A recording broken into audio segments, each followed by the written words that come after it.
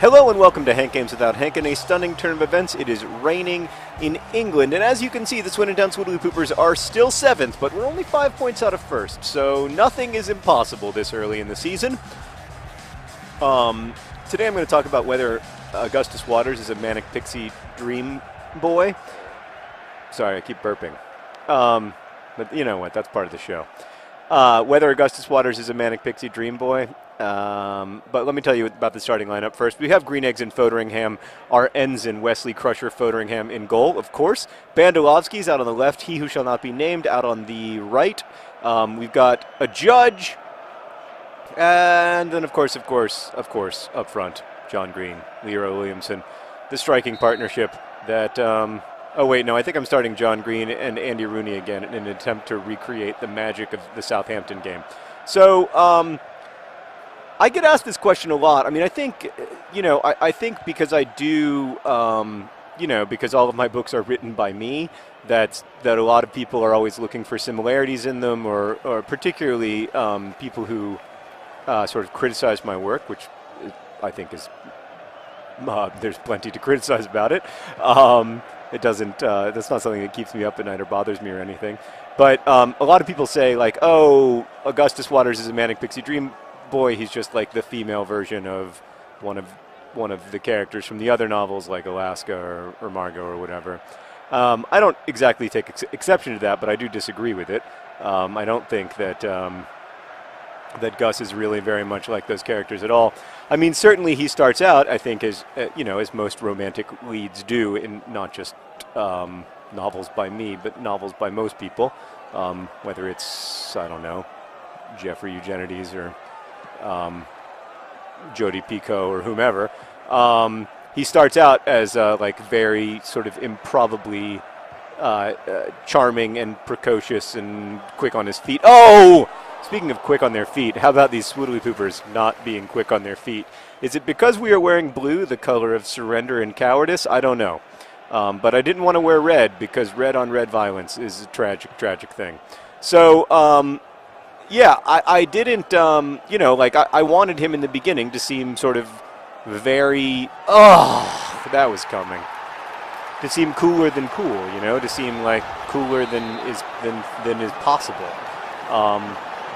And indeed, he is cooler than is possible. I think in a lot of ways, Gus is one of those guys who, like, the first time you meet him, you're like, that guy's amazing. And then the second time you meet him, you're like, that guy only has 5 funny stories about himself. And, I wanted to, I wanted to capture someone like that because I find those people very interesting. Those people who are sort of very performed in their lives, like they have, that they have those performative qualities, but, a lot of times I think their charisma is somewhat superficial, and certainly that's the case with Gus. That's sort of the journey that he makes from Augustus Waters to Gus Waters, from someone who is this sort of like, oh, you just needed to turn, my friend, larger-than-life character, who is like, oh so handsome and oh so cool and oh so sure of himself, to someone who is, weak and frail and, just as vulnerable as any other human.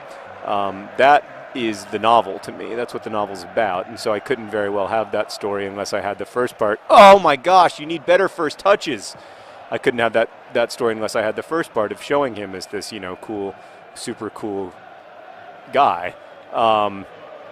But eventually, of course, you come to learn that he's much more complicated than that. Oh, he's big, he's tough, he has a brilliant puff. Other John Green. Wasn't much the keeper could do about that. You can touch it with your hand, but that will only redirect the direction it is going into the goal. He's going to score. It's just whether he breaks your hand in the process. It's 1-1. The Swindon Town Swoodilypoopers are coming from behind against the Borough that is in the middle. We can do this. Come on, boys. So I really wanted, oh God. That's a nice clearance. I wanted you to, if you're going to write a novel that argues that the real hero's journey is the journey from strength to weakness, you need to start from a place of great strength. And in the Manic Pixie Dream Boy genre, I feel like the weakness of the character is never revealed, and that he just sort of like flits in and out of the life of the woman. And I really tried hard to do the kind of the exact opposite of that in The Fault in Our Stars. So, yes, like he starts out idealized and romanticized, but hopefully together he and Hazel make a journey to a much more meaningful relationship. And I think, that's kind of like the point of the book. So I couldn't, you can't chart that journey unless you start from that place of, oh, isn't this guy cool and handsome and amazing? So yeah, that's what I was trying to do. And I don't know if I succeeded or not, but I know that, I was ready to be like, but I know this, the Swindon Swoodilypoopers are going to succeed today against Middlesbrough, and then no luck. Oh, I don't know what you guys are mad about. You're drawing against the massively famous Swindon Town Swoodilypoopers, one of the greatest teams in the history of the world. There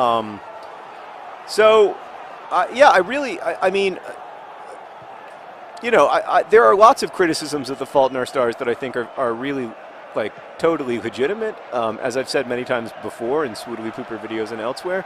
But the two that I think are just kind of stupid are the Augustus Waters is a Manic Pixie Dream Boy criticism, which I just think is pretty. I just don't think it holds up very well. I don't know. Books belong to their readers. They might be right, but I don't see that. It's the exact opposite of what I was trying to do, and I think like for most readers, they've sort of felt like it was the exact. Oh, it has to be, and it is. He scores when he wants. He scores when he wants. Mr. Bostock. He scores when he wants. Look at that. Just right into the corner. I love his haircut, too. There's nothing I don't like about that guy. He's emerged as a star in the post-Ball John Green Swoodilypooper era, and the Swindon Town Swoodilypoopers have come all the way back from 1-0 down to 2-1 up. Merrick! Oh, he wanted it. He was determined, and he was hardworking, but it came to nothing. Oh, it's because he doesn't own the means of production, not to sound like a Marxist. Actually, that sounds exactly like a Marxist. Yeah, okay, so the other one that I find completely uncompelling, the other criticism of The Fault in Our Stars that I find completely uncompelling is that teenagers don't talk like that, as if, like, novels aren't allowed to use heightened language, like tragic novels can't use heightened language, as if, it's like if you're reading Romeo and Juliet and you're like, teenagers don't talk like that. Oh, no shit? I didn't know. Oh, sorry, I cursed. No, you don't have to bleep it. I'm angry enough about it that you don't have to bleep it. I just think it's the most ridiculous criticism. Like, Romeo and Juliet's first 14 lines to each other are a freaking sonnet. No one's ever like, oh, teenagers don't talk in freaking sonnets to each other. Really? I had no idea. It's like I didn't think of that. They're like, I can tell that this book was written by a 35-year-old man. And I'm like, yeah, because you have access to the book cover. Yeah, of course you can say that. But like, that's what tragic novels are. Like, there's no way to separate them from the way that they use heightened language. Oh God, get up! The way that they use heightened language to make you care and to make you invested and to create this, like, I hate the word hyper-real, but I can't think of a different word. This hyper-real, sense of relationship with the characters and stuff. And like, I'm very great. Look, to be clear, I'm very lucky and grateful that, the 3,000 Amazon reviews are, 80% 5-star reviews, and like, I'm very lucky and grateful that so many people have responded so generously to the book and like gotten exactly what I was doing or exactly what I was trying to do and like read the book in the way that like I dearly hoped that it would be read. Like, I never ever imagined that so many people would read it so generously at all. I really didn't. But then, of course, you can do nothing but focus on the people who don't, as is I think human nature. So yeah, there you go. Yeah, I'm sorry, I feel bad about cursing. I do sometimes curse in real life. Meredith just laughed out loud. Oh God! Anything but this! Great tackle! Heroic game-saving tackle! Oh! Who was that brilliant man? We may never know because I didn't have time to look down at the right side of the screen. Here for the last 10 minutes, I'm going to go ahead and do what professional managers do when they're up 1 goal with 10 minutes remaining, which is that I'm going to bring on an entirely different team. I'm going to bring on Jerry Koch. Then I'm going to have the midfield anchored by our striker, Leroy Williamson. What? I'm just doing it. Shush. And then I'm going to...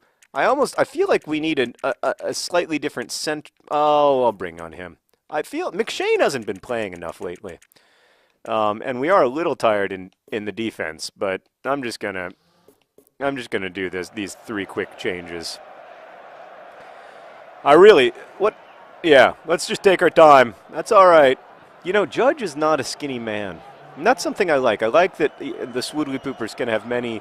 It's a reminder that your BMI is not actually the only way of calculating whether or not you're fit. As I've been working out with a personal trainer, as I'm sure you guys have noticed. Oh God, please anything but this. Oh, that guy is having a fantastic game. Oh, it's Silva, Silva. Go. Go, Wordsworth. Go. You are an excellent poet. You can do it. You can do it. Go. It's such a good cross. And it's Andy Rooney. Andy Rooney. Andy Rooney. Andy Rooney has a soul. Almost. I almost got there. I almost had that. I had everything except for the soul.